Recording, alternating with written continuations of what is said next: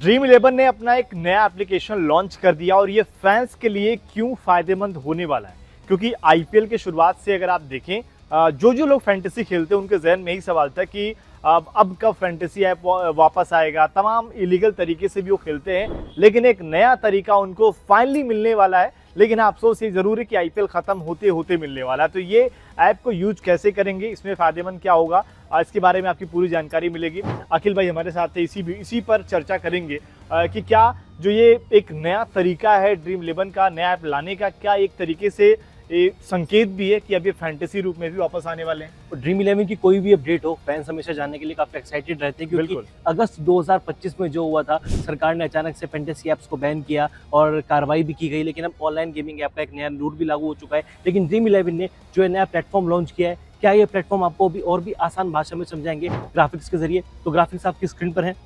Dream sports ने dream street नाम का एक ब्रोकिंग प्लेटफॉर्म लॉन्च किया है।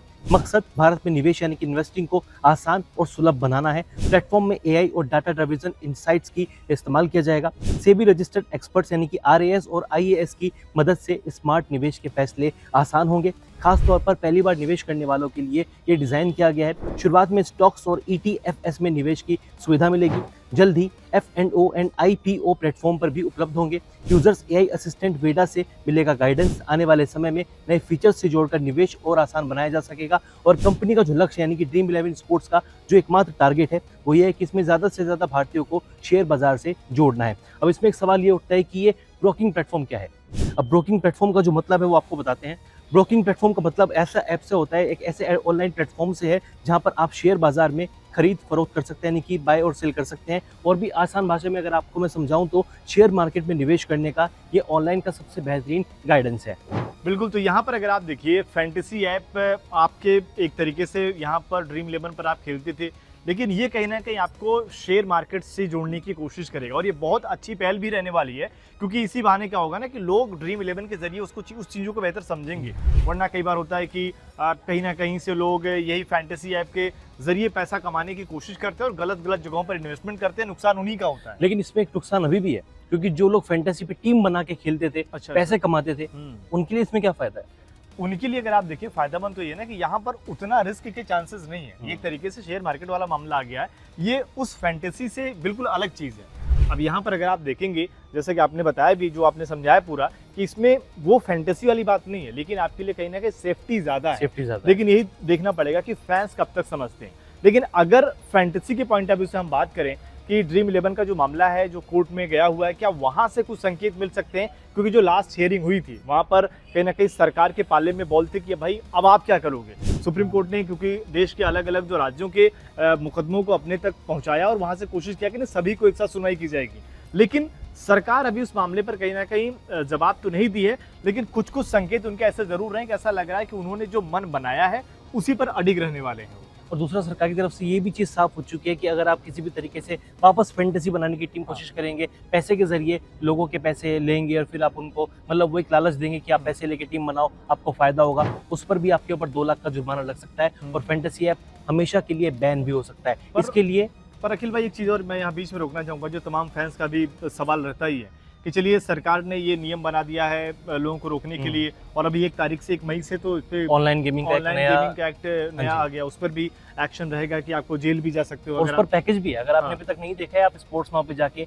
देख सकते हैं। पूरे ग्राफिक्स के जरिए आपको जानकारी भी मिलेगी, वो पैकेज भी आपको मिल जाएगा। लेकिन सवाल लोगों का ये है कि अगर आपने इतने कड़े नियम बना दिए हैं कि लोग ना खेलें, उसके बावजूद भी जो अभी इलीगल तरीके से काम हो रहे हैं उनको क्यों नहीं आप रोक पा रहे हैं। मुझे लग रहा है इसके ऊपर भी सरकार को थोड़ा और बेहतर से काम करने की जरूरत है, क्योंकि अभी भी लोग जुआ तो खेल ही रहे हैं। बिल्कुल इलीगल तरीके से अभी भी बैटिंग साइट्स पर जाते हैं, सट्टा लगाते हैं, वहाँ पर नुकसान अभी भी लोगों का डर यही है ना कि भाई पहले क्या था, चलिए आप ड्रीम 11 के माध्यम से खेल रहे हैं या कोई भी फैंटेसी ऐप के माध्यम से खेल रहे हैं, कम से कम ये तो है ना कि भाई यहाँ बंदा खेल रहा है। और वो थोड़ा बहुत कहीं ना कहीं लीगल भी था एक तरीके से। अगर आप देखें वो ठीक है, ये जो कंपनी सरकार का मामला है, बीसीसीआई का नाम भी जुड़ा हुआ था, बीसीसीआई का नाम जुड़ा हुआ था, वो अपना एक अलग मसला था। लेकिन ये कंपनियां बार बार ये जोर देती थी कि ये स्किल का मामला है। सरकार कहती है कि नहीं भाई ये जुआ है, ये लोग उसको डिफेंड करते थे कि नहीं ये स्किल वाला मामला है।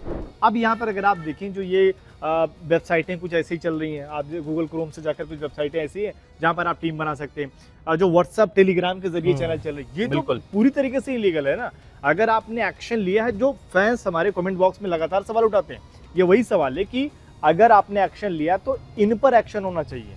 वो कहीं ना कहीं इनकी अपेक्षा अगर आप देखेंगे तो वैध तरीके से था। अगर हम इसको एक तरीके से थोड़ा सा पॉलिटिकल अगर मैं जोड़ के देखूं, जैसे एक बिहार में शराबबंदी है, लेकिन शराब वहाँ फिर भी मिलती है और लोग कहते हैं उससे ज़्यादा महंगे रेट में मिल रही है। गुजरात में भी ऐसे ही देखने को मिलता है। हाँ, तो वही चीज़ है कि अगर आप देखें कि ये चीज़ें उस चीज़ को रोक तो रही हैं, लेकिन जो उसका गलत प्रयोग करने वाले हैं वो अगर इस एंगल में उसको ले रहे हैं तो कहने के एक्शन और ज़बरदस्त तरीके से होना चाहिए वहाँ पर। यही इन फैंटेसी वाले मामलों में कि अगर आपने एक नियम बनाया है, लेकिन अगर जो अलग तरीके से ये व्हाट्सएप चैनल या फिर टेलीग्राम पे जो लोग बना लेते हैं या वेबसाइटों के माध्यम से, उन पर बहुत कड़ा एक्शन होना चाहिए। आपको इंस्टाग्राम पर हर तीसरी रील मिल जाएगी कि भाई इस मैच में ये टीम जीतेगी, आप मेरे टेलीग्राम चैनल को ज्वाइन कर लीजिए, आपको पता चल जाएगा। खैर, जो ऑनलाइन गेमिंग एक्ट लागू हुआ है 1 मई से, उसके बिना पर आप कह सकते हैं कि आने वाले टाइम में शायद इन टेलीग्राम चैनल्स पर और इंस्टाग्राम चैनल पर भी बड़ी मार पड़ने वाली है।